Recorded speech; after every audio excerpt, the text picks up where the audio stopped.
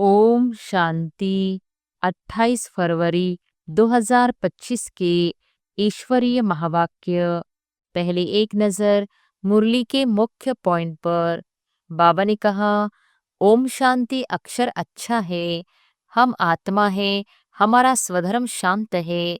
हम आत्मा शांति धाम की रहने वाली है। कितना सिंपल अर्थ है।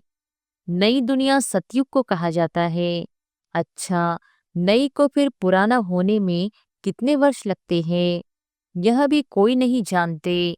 मनुष्य होकर यह नहीं जानते, इसलिए इनको कहा जाता है जानवर से भी बदतर। तुम कहते हो ना, ओम शांति, मेरा स्वधर्म है शांति, फिर शांति मांगते क्यों हो? अपने को आत्मा भूल देह अभिमान में आ जाते हो। और फिर बाबा ने कहा, रावण ही हमारा दुश्मन है। कब से यह रावण दुश्मन बना है, यह भी कोई नहीं जानते। बड़े बड़े विद्वान पंडित आदि एक भी नहीं जानते कि रावण है कौन, जिसका हम एफिजी बनाकर जलाते हैं। बाबा के पास मातेले भी है तो सौतेले भी है। मातेले बच्चे तो बाप की श्रीमत पर पूरा चलते हैं, सौतेले नहीं चलेंगे। बाप कह देते हैं, यह मेरी मत पर नहीं चलते हैं, रावण की मत पर है। राम और रावण दो अक्षर है। शिव तो भगवान है, वही कलप कलप आकर भारत को नरकवासी से स्वर्गवासी, बेगर से प्रिंस बनाते हैं, पतित को पावन बनाते हैं। वही सर्व के सद्गति दाता है। और फिर लास्ट में बाबा ने कहा, यह है ज्ञान अमृत। वह शराब पीते हैं तो नशा चढ़ जाता है। यहाँ यह तो है ज्ञान अमृत। तुम्हारा नशा उतरना नहीं चाहिए, सदैव चढ़ा रहना चाहिए। वह है भक्ति मार्ग, यह है ज्ञान मार्ग। तुम बच्चों के पास जो अच्छे अच्छे गीत हैं, उन्हें सुनो तो तुम्हारे रोमांच खड़े हो जाएंगे, खुशी का पारा एकदम चढ़ जाएगा। इस समय है सब पत्थर बुद्धि, सतयुग में तुम बनते हो पारस बुद्धि। अभी है संगम, पत्थर से पारस सिवाय बाप के कोई बना न सके। और अब सुनते हैं महावाक्यों को विस्तार से। मुरली का सार। मीठे बच्चे, शांति चाहिए तो अशरीरी बनो। इस देह भान में आने से ही अशांति होती है, इसलिए अपने स्वधर्म में स्थित रहो। प्रश्न है, यथार्थ याद क्या है? याद के समय किस बात का विशेष ध्यान चाहिए? उत्तर है, अपने को इस देह से न्यारी आत्मा समझकर बाप को याद करना, यही यथार्थ याद है। कोई भी देह याद न आए, यह ध्यान रखना जरूरी है। याद में रहने के लिए ज्ञान का नशा चढ़ा हुआ हो, बुद्धि में रहे बाबा हमें सारे विश्व का मालिक बनाते हैं। हम सारे समुद्र, सारी धरनी के मालिक बनते हैं। गीत है, तुम्हें पाके हमने जहाँ पा लिया है, जमी तो जमी आसमां पा लिया है। ओम शांति। ओम का अर्थ ही है अहम, मैं आत्मा। मनुष्य फिर समझते ओम माना भगवान, परंतु ऐसे है नहीं। ओम माना मैं आत्मा, मेरा यह शरीर है। कहते हैं ना, ओम शांति। अहम आत्मा का स्वधर्म है शांत। आत्मा अपना परिचय देती है। मनुष्य भला ओम शांति कहते हैं, परंतु ओम का अर्थ कोई भी नहीं समझते हैं। ओम शांति अक्षर अच्छा है। हम आत्मा है, हमारा स्वधर्म शांत है। हम आत्मा शांति धाम की रहने वाली है। कितना सिंपल अर्थ है, लंबा चौड़ा कोई गपोड़ा नहीं है। इस समय के मनुष्य मात्र तो यह भी नहीं जानते कि अभी नई दुनिया है व पुरानी दुनिया है। नई दुनिया फिर पुरानी कब होती है, पुरानी से फिर नई दुनिया कब होती है, यह कोई भी नहीं जानते। कोई से भी पूछा जाए, दुनिया नई कब होती है और फिर पुरानी कैसे होती है, तो कोई भी बता नहीं सकेंगे। अभी तो कलयुग पुरानी दुनिया है, नई दुनिया सतयुग को कहा जाता है। अच्छा, नई को फिर पुराना होने में कितने वर्ष लगते हैं, यह भी कोई नहीं जानते। मनुष्य होकर यह नहीं जानते, इसलिए इनको कहा जाता है जानवर से भी बदतर। जानवर तो अपने को कुछ कहते नहीं, मनुष्य कहते हैं हम पतित हैं, हे पतित पावन आओ, परंतु उनको जानते बिल्कुल ही नहीं। पावन अक्षर कितना अच्छा है। पावन दुनिया स्वर्ग नई दुनिया ही होगी। चित्र भी देवताओं के हैं, परंतु कोई भी समझते नहीं। यह लक्ष्मी नारायण नई पावन दुनिया के मालिक है। यह सब बातें बेहद का बाप ही बैठ बच्चों को समझाते हैं। नई दुनिया स्वर्ग को कहा जाता है। देवताओं को कहेंगे स्वर्गवासी। अभी तो है पुरानी दुनिया नरक। यहाँ मनुष्य है नरकवासी। कोई मरता है तो भी कहते हैं स्वर्गवासी हुआ, तो गोया यहाँ नरकवासी है ना। हिसाब से कह भी देंगे बरोबर यह नरक ठहरा, परंतु बोलो तुम नरकवासी हो तो बिगड़ पड़ेंगे। बाप समझाते हैं देखने में तो भला मनुष्य है, सूरत मनुष्य की है, परंतु सीरत बंदर जैसी है। यह भी गाया हुआ है ना। खुद भी मंदिरों में जाकर देवताओं के आगे गाते हैं आप सर्वगुण संपन्न। अपने लिए क्या कहेंगे, हम पापी नीच हैं, परंतु सीधा कहो कि तुम विकारी हो तो बिगड़ पड़ेंगे। इसलिए बाप सिर्फ बच्चों से ही बात करते हैं, समझाते हैं, बाहर वालों से बात नहीं करते, क्योंकि कलयुगी मनुष्य है नरकवासी। अभी तुम हो संगम युगवासी। तुम पवित्र बन रहे हो। जानते हो हम ब्राह्मणों को शिव बाबा पढ़ाते हैं, वह पतित पावन है। हम सभी आत्माओं को ले जाने के लिए बाप आए हैं। कितने सिंपल बातें हैं। बाप कहते हैं बच्चे तुम आत्माएं शांति धाम से आती हो पाठ बजाने। इस दुखधाम में सभी दुखी हैं, इसलिए कहते हैं मन को शांति कैसे हो। ऐसे नहीं कहते आत्मा को शांति कैसे हो। अरे तुम कहते हो ना ओम शांति, मेरा स्वधर्म है शांति, फिर शांति मांगते क्यों हो। अपने को आत्मा भूल देह अभिमान में आ जाते हो। आत्माएं तो शांतिधाम की रहने वाली है, यहाँ फिर शांति कहाँ से मिलेगी। अशरीरी होने से ही शांति होगी। शरीर के साथ आत्मा है तो उनको बोलना चलना तो जरूर पड़ता है। हम आत्मा शांति धाम से यहाँ पाठ बजाने आई है, यह भी कोई नहीं समझते कि रावण भी हमारा दुश्मन है। कब से यह रावण दुश्मन बना है, यह भी कोई नहीं जानते।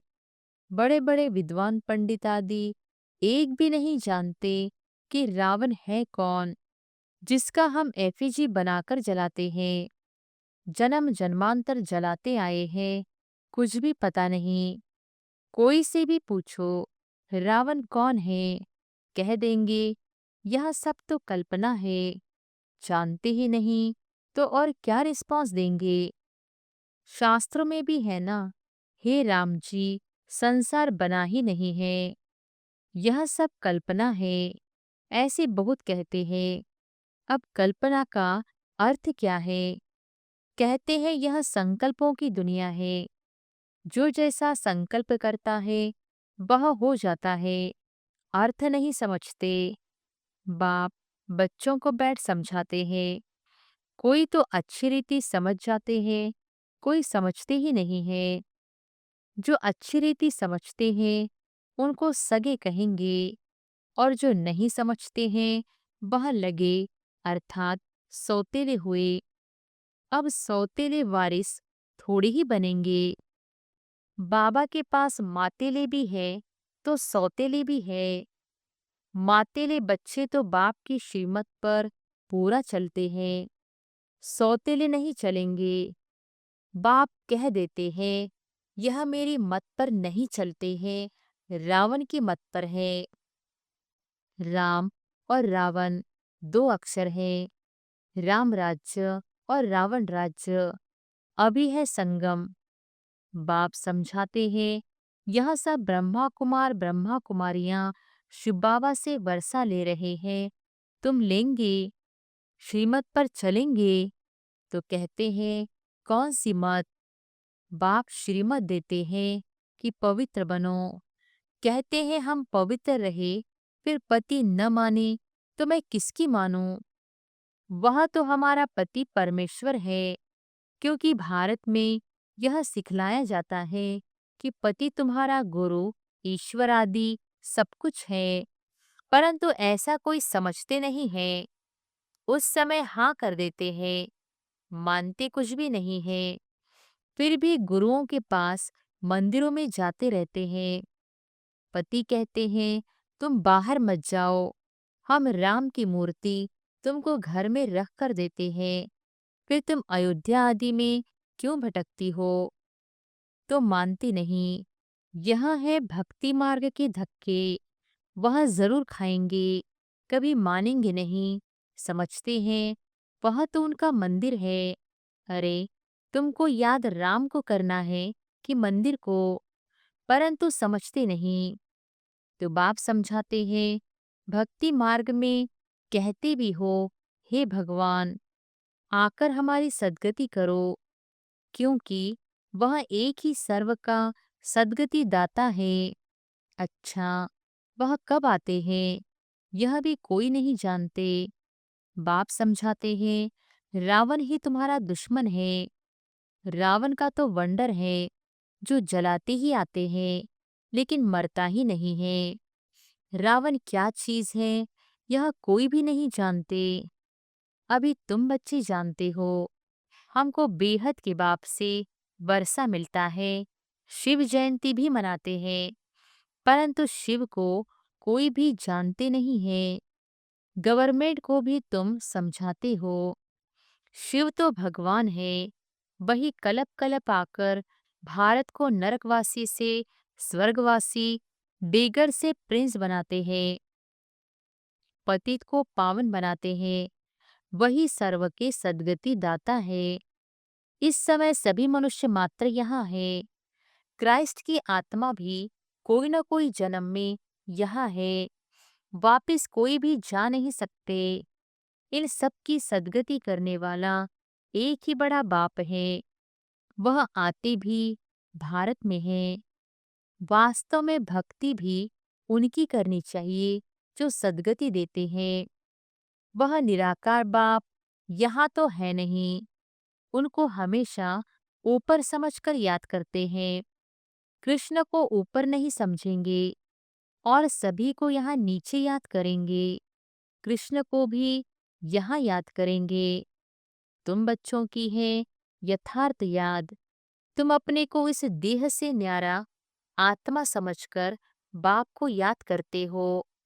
बाप कहते हैं तुमको कोई भी देह याद नहीं आनी चाहिए। यह ध्यान जरूरी है। तुम अपने को आत्मा समझ बाप को याद करो। बाबा हमको सारे विश्व का मालिक बनाते हैं। सारा समुद्र, सारी धरनी, सारे आकाश का मालिक बनाते हैं। अभी तो कितने टुकड़े टुकड़े हैं, एक दो की हद में आने नहीं देते। वहाँ यह बातें होती नहीं। भगवान तो एक बाप ही है। ऐसे नहीं कि सभी बाप ही बाप है। कहते भी हैं हिंदू चीनी भाई भाई, हिंदू मुस्लिम भाई भाई, परंतु अर्थ नहीं समझते हैं। ऐसे कभी नहीं कहेंगे हिंदू मुस्लिम बहन भाई, नहीं, आत्माएं आपस में सब भाई भाई है, परंतु इस बात को जानते नहीं है। शास्त्र आदि सुनते सत्य सत्य करते रहते हैं, अर्थ कुछ नहीं, वास्तव में है असत्य, झूठ। सचखंड में सच ही सच बोलते हैं, यहाँ झूठ ही झूठ है। कोई को बोलो कि तुमने झूठ बोला तो बिगड़ पड़ेंगे, तुम सच बताते हो तो भी कोई तो गाली देने लग पड़ते हैं। अब बाप को तो तुम ब्राह्मण ही जानते हो, तुम बच्चे अभी दैवी गुण धारण करते हो, तुम जानते हो अभी पांच तत्व भी तमोप्रधान है। आजकल मनुष्य भूतों की पूजा भी करते हैं, भूतों की ही याद रहती है। बाप कहते हैं अपने को आत्मा समझ, मामेकम याद करो, भूतों को मत याद करो। गृहस्थ व्यवहार में रहते हुए बुद्धि का योग बाप के साथ लगाओ। अब देही अभिमानी बनना है। जितना बाप को याद करेंगे तो विकर्म विनाश होंगे। ज्ञान का तीसरा नेत्र तुमको मिलता है। अभी तुमको विक्रमाजीत बनना है। वह है विक्रमाजीत संवत, यह है विकर्मी संवत। तुम योग बल से विकर्मों पर जीत पाते हो। भारत का योग तो मशहूर है, मनुष्य जानते नहीं है। सन्यासी लोग बाहर में जाकर कहते हैं कि हम भारत का योग सिखलाने आए हैं। उनको तो पता ही नहीं, यह तो हठयोगी है, वह राजयोग सिखला न सके। तुम राज ऋषि हो, वह है हद की सन्यासी, तुम हो बेहद के सन्यासी। रात दिन का फर्क है। तुम ब्राह्मणों के सिवाय और कोई भी राजयोग सिखला न सके। यह है नई बातें, नया कोई समझ न सके, इसलिए नए को कभी अलाउ नहीं किया जाता है। यह इंद्र सभा है ना, इस समय है सब पत्थर बुद्धि। सतयुग में तुम बनते हो पारस बुद्धि। अभी है संगम, पत्थर से पारस सिवाय बाप के कोई बना न सके। तुम यहाँ आए हो पारस बुद्धि बनने के लिए। बरोबर भारत सोने की चिड़िया था ना, यह लक्ष्मी नारायण विश्व के मालिक थे ना, यह कभी राज्य करते थे, यह भी किसको पता थोड़ी है। आज से 5000 वर्ष पहले इन्हों का राज्य था, फिर यह कहाँ गए तुम बता सकते हो। 84 जन्म भोगे, अभी तमोप्रधान है, फिर बाप द्वारा सतोप्रधान बन रहे हैं ततत्वम। यह नॉलेज सिवाय बाप के साधु संत आदि कोई भी दे न सके। वह है भक्ति मार्ग, यह है ज्ञान मार्ग। तुम बच्चों के पास जो अच्छे अच्छे गीत हैं उन्हें सुनो तो तुम्हारे रोमांच खड़े हो जाएंगे, खुशी का पारा एकदम चढ़ जाएगा। फिर वह नशा स्थायी भी रहना चाहिए। यह है ज्ञान अमृत। वह शराब पीते हैं तो नशा चढ़ जाता है, यहाँ यह तो है ज्ञान अमृत। तुम्हारा नशा उतरना नहीं चाहिए, सदैव चढ़ा रहना चाहिए। तुम इन लक्ष्मी नारायण को देख कितने खुश होते हो। जानते हो हम श्रीमत से फिर श्रेष्ठाचारी बन रहे हैं। यहाँ देखते हुए भी बुद्धि योग बाप और वर्षे में लगा रहे। अच्छा, मीठे मीठे सिक्के लधे बच्चों प्रति मात पिता बाप दादा का याद प्यार और गुड मॉर्निंग। रूहानी बाप की रूहानी बच्चों को नमस्ते। धारणा के लिए मुख्य सार। पहली पॉइंट, विक्रमाजीत बनने के लिए योग बल से विकर्मों पर जीत प्राप्त करनी है। यहाँ देखते हुए बुद्धि योग बाप और वर्षे में लगा रहे। दूसरी पॉइंट, बाप के वर्षे का पूरा अधिकार प्राप्त करने के लिए मातेला बनना है। एक बाप की ही श्रीमत पर चलना है। बाप जो समझाते हैं वह समझकर दूसरों को समझाना है। वरदान है दिव्य बुद्धि की लिफ्ट द्वारा तीनों लोकों का सैर करने वाले सहज योगी भव। दिव्य बुद्धि की लिफ्ट द्वारा तीनों लोकों का सैर करने वाले सहज योगी भव। संगम युग पर सभी बच्चों को दिव्य बुद्धि की लिफ्ट मिलती है। इस वंडरफुल लिफ्ट द्वारा तीनों लोकों में जहां चाहो वहां पहुंच सकते हो। सिर्फ स्मृति का स्विच ऑन करो तो सेकंड में पहुंच जाएंगे और जितना समय जिस लोक का अनुभव करना चाहो उतना समय वहां स्थित रह सकते हो। इस लिफ्ट को यूज करने के लिए अमृत वेले केयरफुल बन स्मृति के स्विच को यथार्थ रीति से सेट करो। अथॉरिटी होकर इस लिफ्ट को कार्य में लगाओ तो सहज योगी बन जाएंगे। मेहनत समाप्त हो जाएगी। स्लोगन है मन को सदा मौज में रखना यही जीवन जीने की कला है। मन को सदा मौज में रखना यही जीवन जीने की कला है। अव्यक्त इशारे एकांत प्रिय बनो। एकता और एकाग्रता को अपनाओ।